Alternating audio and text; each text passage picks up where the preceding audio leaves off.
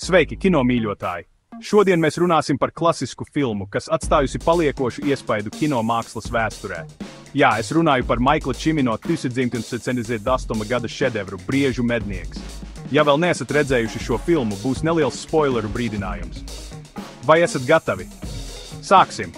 Briežu mednieks nav tikai filma, tā ir neaizmirstama pieredze. Ar Vietnamas kara fonu šī episkā drāma pēta kara ietekmi uz dažiem draugiem no mazas Pensilvānijas pilsētiņas. Ar tādiem aktieriem kā Roberts De Niro, Kristofers Volkens un Merila Strīpa, viņu sniegums ir nepārspējams. De Niro atveido Maiklu Bronski, vīrieti, kuru karš ir dziļi ietekmējis, un Volkena sniegums Nika lomā. Vienkārši fantastisks.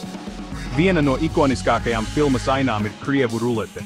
Šis ir saspringts un nervus kutinošs brīdis. Nekurā spriedze ir gandrīz taustāma. Šī aina parāda kara karapostu un tā psiholoģisko ietekmi. Filmas struktūra arī ir neparasta. Tā ir sadalīta 3 daļās – pirms kara, kara laikā un pēc kara. Katra daļa skaidri parāda varoņu pārmaiņas. Ainas pirms kara ir mazliet skumjas, bet ar cerību pilnas draudzības un normālas dzīves. Tad pēkšņi kā zibens spēriens nāk kara ainas.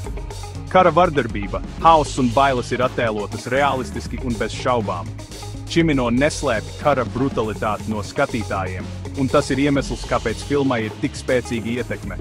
Pēc kara varoņi ir tikai ēnas no tā, kas viņi bija agrāk. Kara trauma ir atstājusi dziļas rētas, un filma nebaidās parādīt tās ietekmi uz viņu dzīvi un attiecībām. Stenlija Majersa skaņu celiņā ir iekļauta kavatīna, skaists un aizkustinošs mūzikas gabals. Šī melodija perfekti atspoguļo filmas skumjo noskaņu. Melodija, kas paliks jūsu atmiņā arī pēc filmas beigām.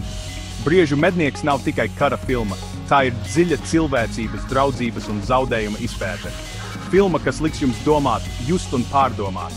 Tāpēc, ja vēlaties noskatīties spēcīgu un aizkustinošu filmu, noskatieties Briežu mednieks. Ticiet man, tas būs neaizmirstams ceļojums kino pasaulē. Paldies par skatīšanos! Neaizmirstiet atstāt atzīmi patīk, komentēt un abonēt, lai redzētu vairāk filmu apskatu. Uz tikšanos!